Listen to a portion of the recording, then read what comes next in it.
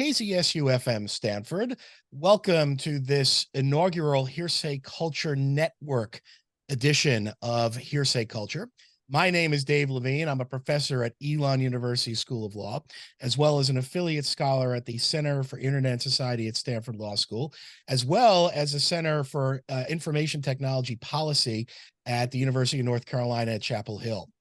I am very excited to have on one of the leading thinkers and advocates in free speech in the United States, Nadine Strossen of New York Law School, but also former president of the American Civil Liberties Union. Nadine is well known amongst people in the free speech space and the technology space, and she has authored a new book just published by Oxford University Press called Free Speech: What Everyone Needs to Know. This book is very much a how-to in understanding speech. And as Nadine points out in the book, her focus is not only on what everyone needs to know, but also what everyone wants to know about free speech. And the book is structured in a way that actually makes my job very easy as an interviewer, because I could more or less, Nadine, just go chapter by chapter, because you frame the book and structure the book as a series of questions. So I was thinking I was going to do that, but I'll try to be a little more original and spend a little more effort doing the interview that way. But Nadine is joining us via Zoom today. Her background is extensive. She is the John Marshall Harlan II Professor of Law Emerita at New York Law School, past president of the ACLU from 1991 to 2008, which is an exceptionally long period of time to run any national organization, much less one in a very heated advocacy space like the ACLU. She's also a senior fellow with the Foundation for Individual Rights in Education. She's on a variety of advisory boards. The National Law Journal named Nadine as one of America's 100 most influential lawyers, and she has been regularly listed as one of the country's most influential women. We could go on and on. I will mention one thing, which Nadine and I were just talking about prior to recording today, and we're recording on October 4th, 2023. On top of everything else that Nadine has done with this book and her career, there is also a new PBS documentary series that just started airing called Free to Speak. And I think I'll hand it over to you, Nadine, and thank you for joining us today on Hearsay Culture. And we can start off a little bit by telling us more about this series. I'm so honored to be a guest on your really impressive podcast, Dave. Congratulations on it. And thank you for that really kind introduction, including mentioning my new book, which I will just hold up so viewers can see it. It is part of an Oxford University Press trade-named series called What Everyone Needs to Know. And even though the series had existed for 15 or more years, there had not yet been a book in the series about free speech, which in some way was too bad, given how important the topic is. But for me, it was really very good because it was exactly the kind of book I wanted to write. I have been speaking about free speech nonstop since about 2017, making more than 200 public presentations per year on campuses, at middle schools, at high schools, at community organizations all over the United States and in many other countries, because these issues are truly worldwide in scope. And although the book uses the First Amendment, as it explains, as an example of robust free speech principles, it is not specifically about First Amendment law. It is about principles that have been endorsed by countries around the world and certainly by major United Nations treaties on free speech, which have been ratified by essentially every country in the world. As a nice coincidence in timing, the very same week, the week of October 4th, as you mentioned, the very same week that the book actually was published, being released is a three-part film series produced by the Free to Choose Network, for which I served as project consultant and host. It's called Free to Speak: and it is going to be airing on public TV stations, is airing on public TV stations nationwide for viewers, listeners to find out exactly where and when to look at it in their areas. They should go to the website, Free to Speak. .com, or they could go to the website of the production company, Free to Choose.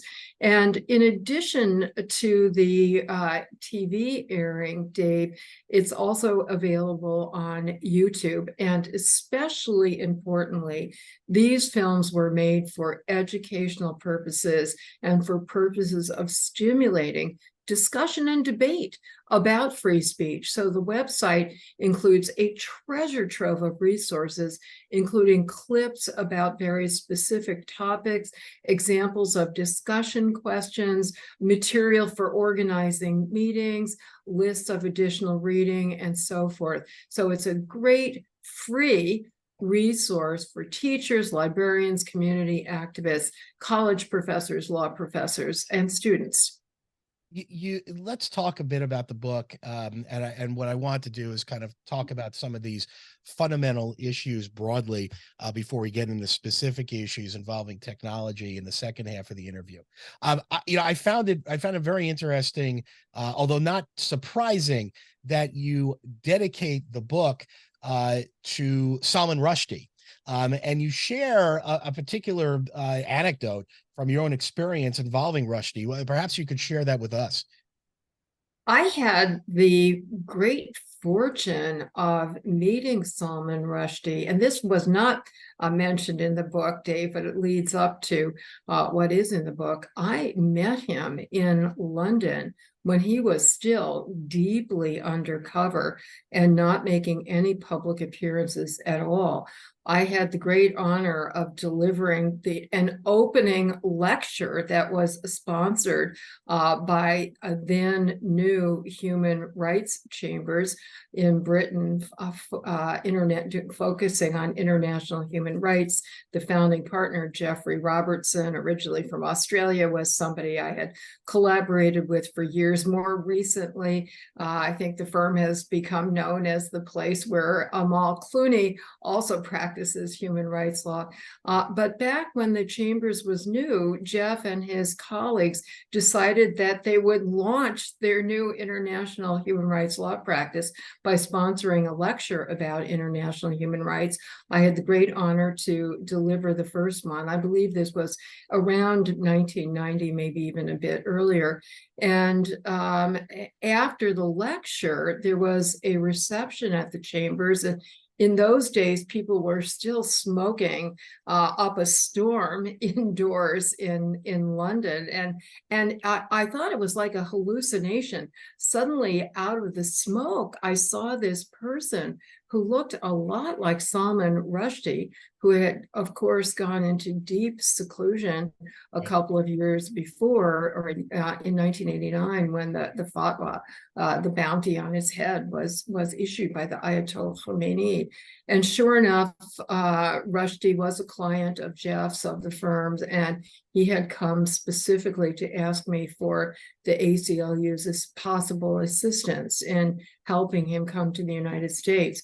To my enormous surprise, not that much later, in early December of 1991, which was the exact 200th anniversary of the Bill of Rights, including the First Amendment with its free speech guarantee, I had the honor to attend a celebratory event at Columbia University. And as I walked into the university, I was surprised at the helicopters overhead and extra security. It seemed strange to me.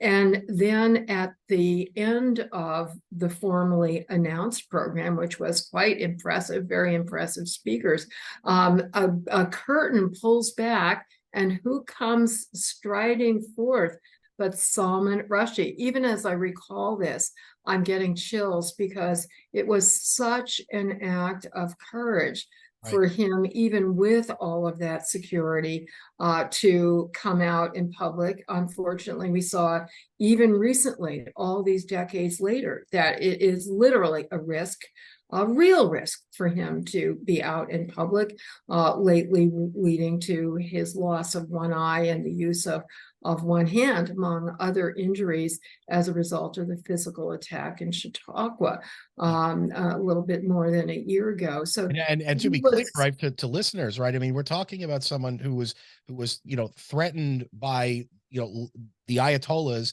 with death, and more or less the fatwa was an order to those who follow to try to kill. And we're talking about Chautauqua as in the United States, right? yes, Up, in New York a year ago, right? So this is decades later. So yes. the courage is remarkable. So he is literally putting his life on the line to not only exercise his own free speech rights in a powerfully eloquent way, in his nonfiction and essay and speaking about free speech, as well as in his fiction. And he's always speaking up on behalf of other writers who are embattled all over the world. That's what his talk was going to be about in Chautauqua. But I still remember so vividly his words on that December night in 1991, because he was quoting his Islamic free speech opponents, asking him, and for that matter, many others ask him, even in Western democracies, is free speech really worth this? Right. And using a characteristically American metaphor, he said, and I quote this as the epigram in my new book. He says, I pretty much remember it, but I want to give him justice of every single word being correct. Isn't freedom of speech a non-starter? Asks one of my Islamic extremist opponents. No, sir, it is not. Free speech is the whole thing, the whole ball game. Free speech is life itself. And today, that is even more literally true than it was then. If all of us had the courage that Salman Rushdie does, we wouldn't need to fear attacks on our life, because I think that would be a way of facing down those who are trying to resort to violence. Well, and let's talk about that, right? I mean, I do want to get into the more current issues shortly. You point out in introducing the book, right, that it is about free speech, right? It's not about the First Amendment per se, right? It's not about censorship per se. It's about free speech. And of course, free speech is a phrase which is bandied about all over the place and means all things to all people. How do you define free speech? I define free speech in a way that has been cherished by activists and human rights champions, not only in the United States, but in other countries, not only recently, but throughout human history. This is really, really important, Dave, to underscore that, contrary to a lot of naysayers, that this is just some American exceptionalism peculiar to the 20th or 21st century in a particular country. There are core aspirations and ideals and values that have been championed by people throughout history and around the world, even at great personal cost, including losing their lives. And I think the most recent, most excellent and thorough documentation of that generalization was in a 2018 book by Jakob Mitjangama, a Danish human rights activist, called Free Speech, A Global History from Socrates to Social Media. That said, I think that the current or modern First Amendment law, which the Supreme Court started developing in the second half of the 20th century, does the best overall job of spelling out the detailed principles that are supported by this broad shared concept of free speech. And I would say the two core principles that are reflected in First Amendment law, but that have universal, timeless support are number one, viewpoint neutrality or content neutrality, that government may never restrict speech solely because of dislike, disapproval, even loathing of the viewpoint, the content, the idea, the message, even by the vast majority of members of the community. That is never solely a justification for suppressing the speech. But the second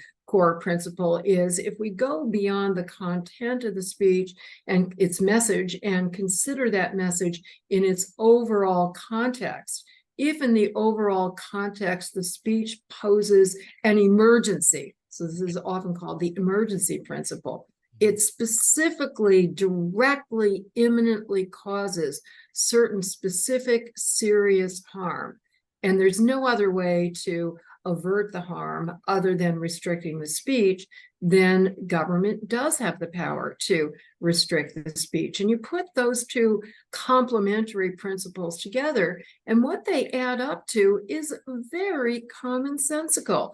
On the one hand, government may and should restrict the speech that is the most dangerous. On the other hand, government should not be able to engage in the censorship that is the most dangerous. Why is viewpoint-based censorship the most dangerous? Because it allows government to suppress ideas it dislikes. And that is especially dangerous not only to individual liberty and equality, but certainly antithetical to democratic self-government. We're talking with Nadine Strossen, author of the book Free Speech, What Everyone Needs to Know, on KZSU-FM, Stanford, and Hearsay Culture. Nadine, your book covers so many topics that this could be easily a series, and so I have to pick and choose very carefully. And I want to jump in here because of all of the current issues around free speech. When I was growing up, when I was a kid in the 70s and 80s, I remember a phrase that I heard regularly that I don't seem to hear much anymore. And the phrase was basically, I don't agree with you, but I'll defend your right to say it. Okay. And you don't, at least in my experience in recent years, I don't hear that phrase being uttered anymore, or at least as much. And I'm curious, as we get into these issues, where you see the state of free speech law today, because you also, of course, in your book talk about free speech for me and not for thee, right? The old counterpoint to that. What is the current, and I know I'm not asking you to give a 45-minute answer on this. This is the topic of a lecture, so I'm asking for a much shorter version. What is the state of this principle of free speech as I think historically it's been understood, at least by those that advocated for it, right? That I'll defend your right to say it even if I don't agree. So, Dave, we have a mixed bag. On the one hand, the free speech law could not be stronger. I mean, I think the Supreme Court has not protected speech as strongly as it could have in particular cases, but on the whole, the court certainly has consistently enforced that core viewpoint neutrality principle. And that's true for justices all across the ideological spectrum. Every single one of them has defended freedom for speech that they strongly disagree with. So you get conservative justices who think that burning the American flag is deeply unpatriotic, that the communist message that underlay the flag burning is antithetical to their own personal values, and yet they voted to uphold freedom to engage in that expression. On the other hand, you have justices who are deeply committed to equality causes, and yet who are defending freedom of speech for so-called hate speech, for organizations and individuals to express views that are discriminatory on such bases as race, religion, sexual orientation, and gender identity. And so on the one hand, the legal support of that core principle you stressed has never been stronger. On the other hand, the public support and the cultural support has become greatly weakened. So there's a growing disparity between Supreme Court justices' ideological neutrality in protecting free speech, even if it's for thee and not for me, whereas the public rejects that. And opinion polls consistently show across the political spectrum, people only want to support speech they agree with. And that's really the reason why I have written not only my most recent book, but my book before that, which focused specifically on hate speech, a particularly hated category of speech that the Supreme Court has strongly protected, at least since the second half of the 20th century, with not a single dissent from a single justice on that core principle. And it occurred to me, what's the difference between Supreme Court justices and the rest of us? Well, there are a lot of differences, but the most meaningful one in this context is that they are all educated as lawyers. They are familiar with the First Amendment law. They're familiar with the history that gave rise to it and what the actual experience was when government did have the power to censor speech that was disliked. And my own experience in my constant public speaking is that, as well as in my teaching, is that the more information people have about what free speech law and principles actually are, as opposed to some distorted, caricatured versions that are denounced regularly in the media and by politicians. And the more information people have about history and how historically it was movements for social justice and equal rights and human rights that were the ones that were victimized by censorship, even censorship that was supposedly positive, such as anti-hate speech laws. When people come to understand that, their support for free speech increases enormously. Yeah. And it's the challenge here. And I want to draw on your experience with the ACLU, although it predates your time as president.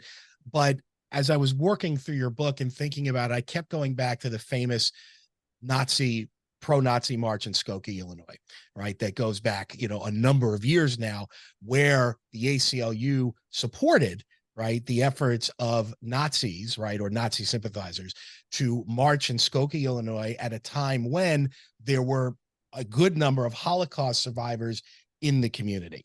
And the ACLU lost support, right, from some, particularly in the Jewish community for obvious reasons, but also gained support elsewhere. It strikes me that it's hard to envision, and this is my question for you, it's hard to envision even the support that existed then for the ACLU's position today in 2023, outside of, as you point out, people that are highly educated or well-versed in law, right? Which is not most of us, right?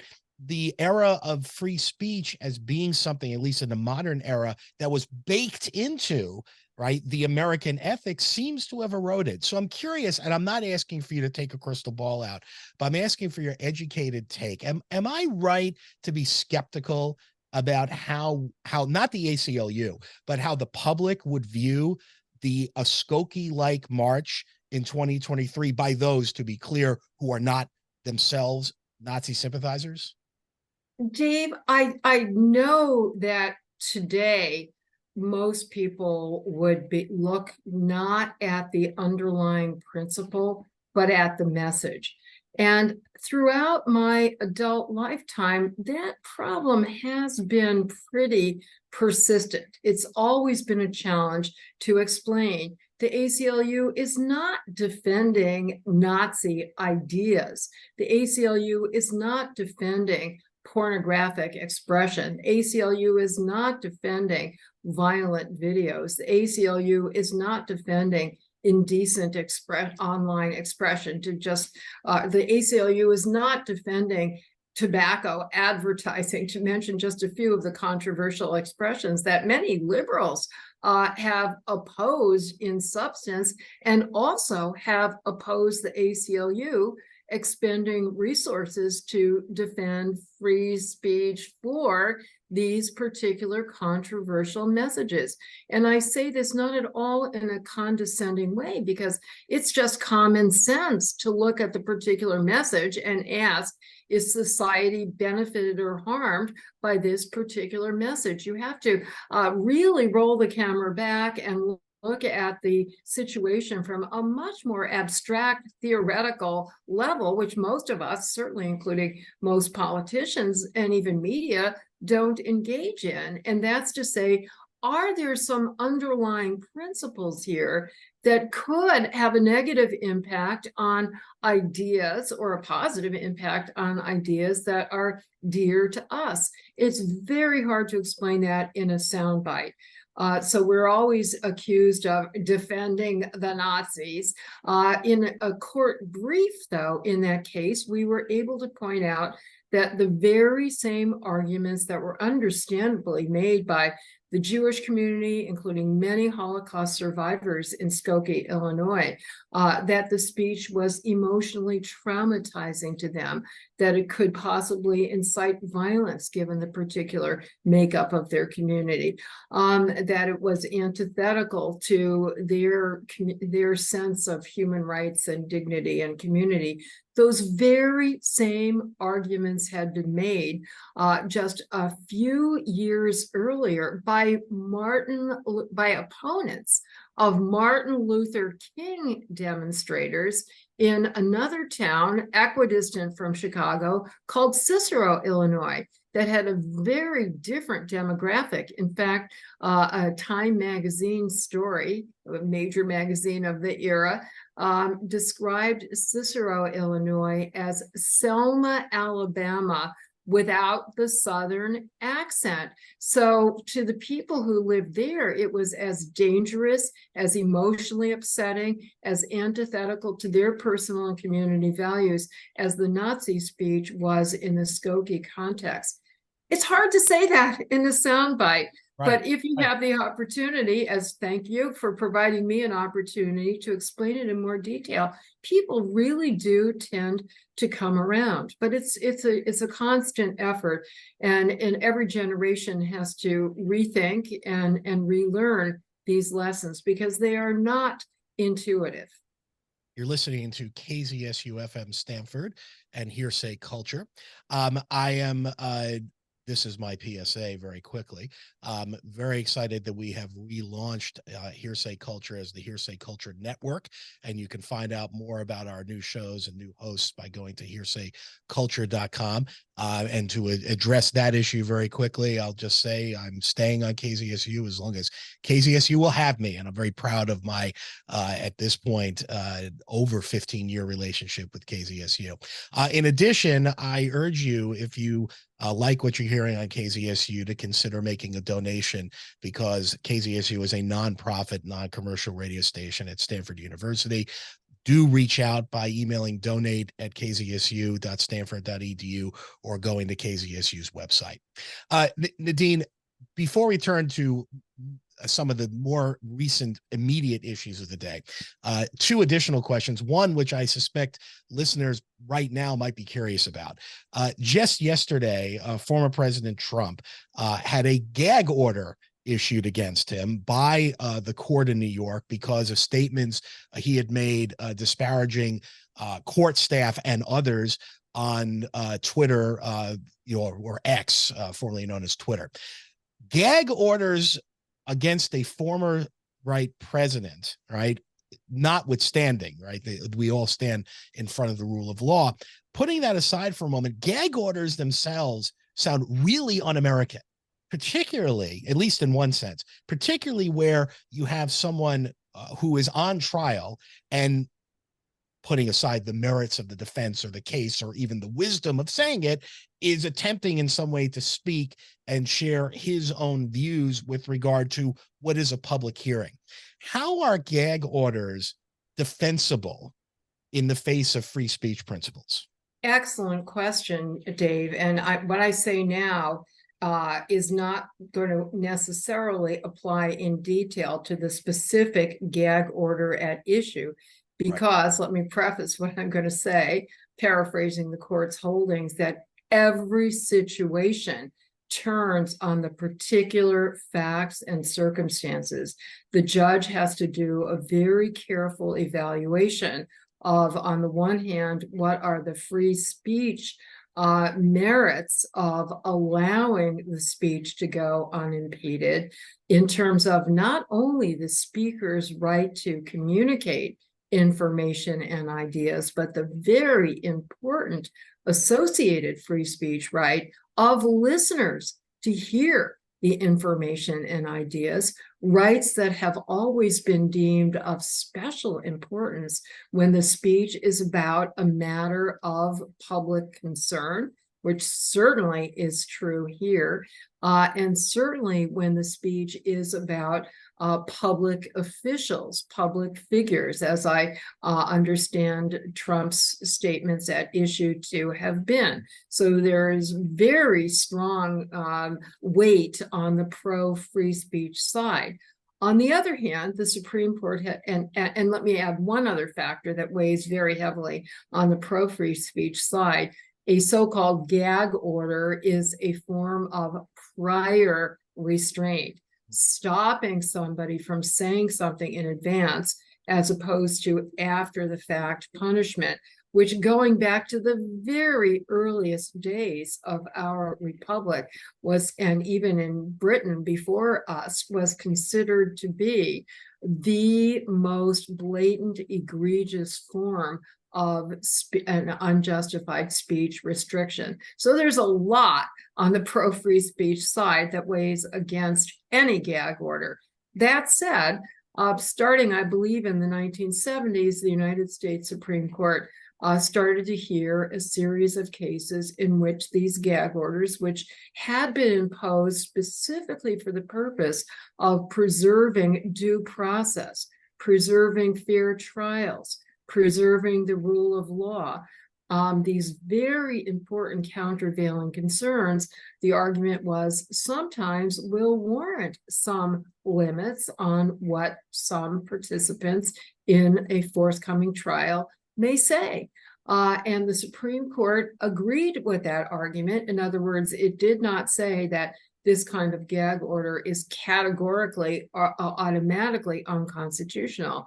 Rather, it said in each case, the trial judge in the first instance has to very carefully weigh the countervailing concerns, definitely with a thumb on the scales in favor of free speech, insofar as is always true for every speech restriction. The government has to show that the restriction not only would materially advance, substantially advance the countervailing concerns, in this case, fair trial and so forth, but also that it is the least speech restrictive means to do so. If there's another step you could take that would provide the protection for due process that you're seeking, sometimes by changing the forum, the venue, might dissipate the adverse impact of the speaker's statement. That's probably not true in a case of this worldwide significance, but certainly that you would have to then narrowly tailor the restrictions to give the speaker as much latitude as possible and to carefully, with narrow language, hem in the impermissible statements. Now, I have not had time, because I've been traveling, to read the details of the particular gag order in this case and the analysis that was applied, but I've laid out the general considerations and standards. Is it fair to say then that with regard to the public perception of the ability to speak, that it's your sense that, again, going back to this core principle, that a gag or, and that's a very loaded phrase, as you kind of allude to, right? Gag order, right? Sounds, quite alliterative, right? I mean, no one enjoys, the feeling of being gagged. God forbid you've ever felt it, but it's a very loaded term. Is it your estimation that as it stands today, even something as complex as that, right? Because your explanation was wonderful, but complex, right? As these issues and long and long, which is great. I mean, there's no problem with any of that in this format. But do you? I guess let me ask the question very directly. My concern, as a general matter, is our inability as a public to get through complex issues without going to our corners. And it's one of the animating reasons for Hearsay Culture, to get good expert content into the hands of people outside of academia, outside of the law world, and in the case of the Hearsay Culture Network, really way beyond the kind of audience that one would suspect two law professors would have. And yet people run to their corners. Are we capable as a society of sitting down, thinking rationally about a complex topic? This is beyond free speech, right? A complex topic and saying, okay, I don't like it. I don't agree with it. I don't think it's a great idea, but I understand the logic and I can see the ramifications if we go a different direction. I thank you so much for trying to develop that very important perspective, not only on free speech, but all issues, as you say, Dave. This is going to be a binary. I was just going to say, I can't think of any issue that is reducible to a binary, but that's kind of an absolute statement. So maybe there is an exception, but let's say any issue that's interesting enough for us to be concerned about, where there aren't countervailing arguments and a more nuanced analysis. And from the polling that I continue to read, coming from many sources with ideologically diverse polling organizations conducting them, I am convinced that the vast majority of Americans and people in other countries really hunger to get beyond tribalism, to get beyond the binary, to get beyond echo chambers and filter bubbles, and to have the opportunity to work through complex issues candidly with people whose perspectives and backgrounds and experiences they do not share. One of many polls that I could cite to support that generalization is called, it was produced by an organization whose name says it all, More in Common. And it has shown that by and large, there are only about 8% of people on either extreme of the ideological spectrum who are deeply entrenched in their own perspectives, not interested in hearing from anybody else, but that the rest of us, subtract 16, that's what, 84%, right? The vast majority is hungering to get beyond that binary. And I see specific manifestations of that desire in many particular contexts. For example, the upsurge of spontaneously formed groups on campus, many of which have come together under the umbrella term of Bridge USA. People who deliberately seek out others with different perspectives, who deliberately seek out the opportunity to engage in frank and vigorous, although civil and courteous and respectful discussions with other members of their campus communities. And Bridge USA is conducting this kind of dialogue in communities all around the country in forums such as community centers, public libraries, and so forth. And again, you know, your podcast, among other online programming, is facilitating that opportunity. Thank goodness. And really, I'm and sorry. radio show. Yeah. Right. Sorry. Yeah. Another great medium. And another good example are the increasing, from my perspective, numbers of high school and middle school educators and students who are demanding and providing education on effective listening and civil discourse and discussion of uncomfortable topics to get us out of our bubbles. It's encouraging, Nadine, and we're chatting with Nadine Strossen, author of the book Free Speech, What Everyone Needs to Know, just published by Oxford University Press. on KZSU-FM, Stanford, and Hearsay Culture. It is encouraging to hear that, because I do think my question in part reflects consumption of media, right? Where the topic is often about the siloization and the inability of people to, or at least unwillingness to go through these issues, which raises, of course, you can't do an interview about free speech without raising the world's leading expert on free speech. And I'm joking in a sarcastic way, Elon Musk, who has obviously, as everyone knows, has acquired, perhaps against his will, Twitter, now known as X. About 5 months ago, he was on BBC, and he was asked a question that and gave an answer with regard to his definition of what free speech is. And I want to play that and then get your reaction to it. In order for something to serve as a digital town square, it must, serve all people from all political persuasions, provided it's legal. Close to half the country voted for Trump. I wasn't one of them. I voted for Biden. But nonetheless, free speech is meaningless unless you allow people you don't like to say things you don't like. Otherwise, it's irrelevant. And if at the point at which you lose free speech, it doesn't come back. Your reaction? I agree 100% with what he said. I wish he would actually have abided by those principles in the so-called content moderation policies that he oversaw at Twitter/X, which could not have deviated more. He was picking and choosing ideas and speakers he disliked and selectively deplatforming them. But your audience will recognize, Dave, that he was paraphrasing the viewpoint/content neutrality principle.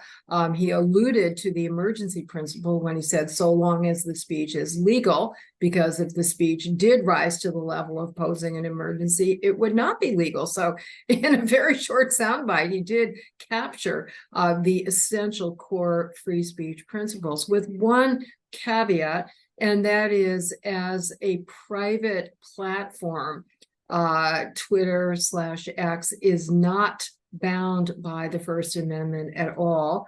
Twitter/X and its owner principals have their own free speech rights to decide what speakers to include or exclude, what viewpoints to include or exclude. That said, I and many other digital rights advocates have urged these powerful platforms to voluntarily choose to abide by these internationally recognized core free speech principles in their content moderation policies. And yet the marketplace doesn't seem to encourage Elon Musk to do those things, does it? The marketplace reacted so negatively when word came out that Twitter was going to be acquired by Musk, and when he announced that he was going to be a strong free speech supporter.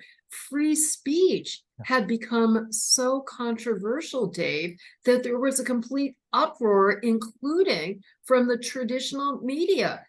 You would have thought that he had said, I'm going to launch a platform that's dedicated to crime and violence. People immediately started associating free speech with the worst kind of speech, the speech that causes the most danger, although in fairness, that speech already would be illegal. So I think in fairness, people were assuming that he would be giving a free speech platform and voice to ideas and speakers and perspectives that they objected to.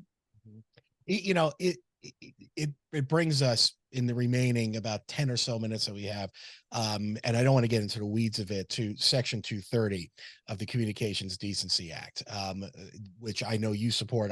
I also support. Section 230, many listeners, but not all, will be aware, is the U.S. federal law that more or less, and I know it's more complex than this, but more or less gives Twitter and other speech platforms the opportunity to allow other people to speak and say things that might even be defamatory without the companies themselves being liable. Highly controversial area in the law, even though, and there are arguments for and against it, which I don't want to get into here. This is my question for you, though. And I'm saying this as someone that has supported 230. While I continue to support it personally, I am increasingly concerned that we have fewer and fewer companies that have the power of an X that are worthy of such protection, or to put it differently, that are truly using the law the way that speech advocates, right, or people that support free speech would like. And what do I mean? Corporate responsibility, right? The companies that use the law while at the same time not being transparent about their policies, monetizing information without letting people know that it's happening, and all of the things that have occurred at Facebook and other companies, and are well documented by the FTC and others. So my question for you is this, right? Assuming that 230 remains the kind of law that we want, which I want to assume for purposes of this question, what do you make of that critique that companies like X, for example, need to step up to the power that they are afforded in the case of US law, by US law, to have this incredibly exceptional protection that newspapers, for example, print newspapers, do not have, right? And not take it for granted? Am I being too harsh? Am I wrong? And I'm asking your opinion. I'm not asking, I'm curious what you have to say about that. Yes, I share exactly your concerns, Dave. On the one hand, I am very cognizant of the practical power that these companies have, probably more power than most governments, even in the United States, have had throughout history, to either afford a platform for speech or to deny a platform for speech. And it is power that is not checked by the usual checks and balances, by the usual constitutional constraints, by the usual accountability to the voters. So it's the worst of both worlds. If the president or Congress were exercising that speech suppressive power, we could haul them into court and win on First Amendment grounds. So on the other hand, I am very nervous about direct frontal government restriction of the so-called content moderation policies by these companies. As you well know, there are 2 cases that are going to the Supreme Court that present exactly this issue. Even when well-intended government regulation of content or content moderation practices is predictably going to redound to the benefit of the policies and the personnel of whatever administration is in power. We saw this with something called the fairness doctrine that for many decades supposedly guaranteed fairness. Who could be against fairness in the over-the-air broadcast media? To the best of my knowledge, every study that's been done of how the fairness doctrine was implemented showed that under every administration, Democrat or Republican alike, it was disproportionately enforced to the detriment of those particular broadcast outlets that were critical of the administration's policies. That's just human temptation.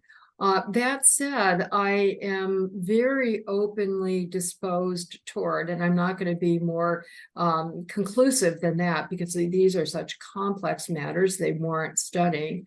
I'm very disposed toward what I think of as more structural or procedural restraints that have been advocated by digital rights organizations I deeply admire, such as the Electronic Frontier Foundation. They, for years, have been endorsed, as has the ACLU, and other organizations have come on board, something called the Santa Clara Principles, which would require, to my mind, first and foremost, radically increased transparency, that we, the members of the public and users of these platforms, deserve much more detailed, granular information about what their policies are, how they are being enforced. Of particular concern in light of the so-called Twitter files and Facebook files, we need complete information about the extent to which government is putting pressure on these companies to take down certain speakers or certain messages, because even though the private sector companies have the First Amendment right to engage in those decisions, if they are truly their own decisions, if in fact the decisions are reflecting government choices, that is allowing government to do an end run around its own First Amendment responsibilities, which would be deeply troubling. I have a couple more questions. We have about 6 minutes left. And so let me jump in that one with this question. So another phrase that's been used in recent years is cancel culture, which you talk about in the book, right? The idea, which we've alluded to, but the idea of shutting down someone else's speech because you don't like it.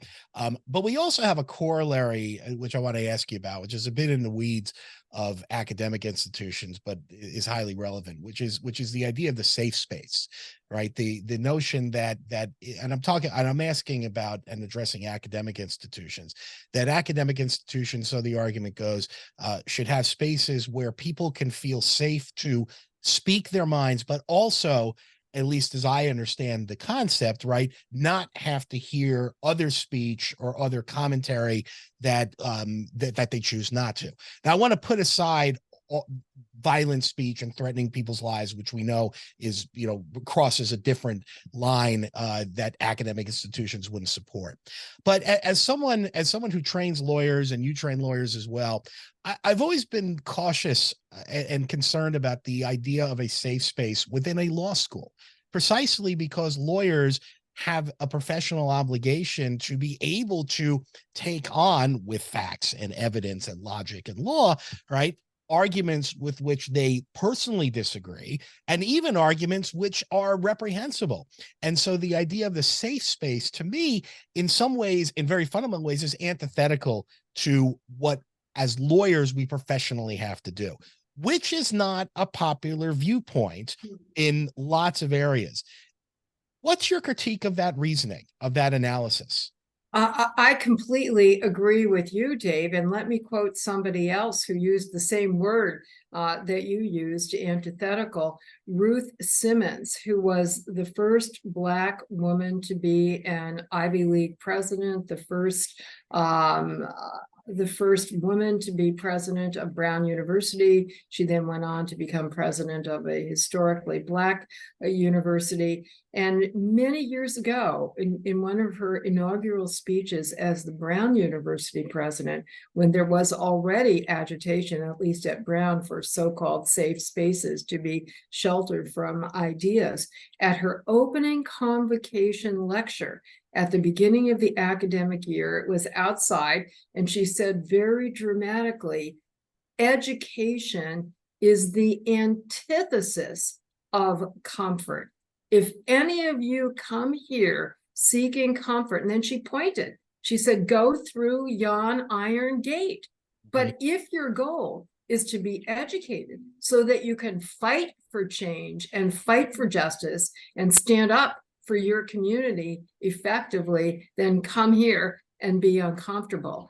And so she was saying that's true even at the college level. I think it's true at the middle and high school level as well. To me, it's critical thinking. And the sooner we start to nurture that in our future citizens, the more resilient they will become, so that they do not succumb and feel humiliated, or worse yet, chilled in their own free speech exercise by somebody saying something that they disagree with, or even somebody hurling an insult at them. Social psychologists and mental health experts have said that all of us can learn the habits of mind that don't empower others to make us feel those negative responses. And especially in a law school, as you say, Dave, it is our professional responsibility to make sure our students, the future lawyers and judges, can fulfill their professional responsibility,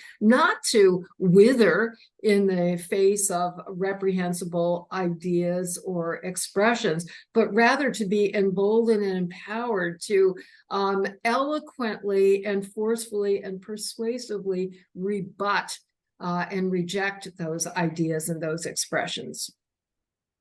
Nadine, we're at the end of our interview. I know that you are traveling extensively in support of the PBS series Free to Speak, and also your new book, again, Free Speech, What Everyone Needs to Know.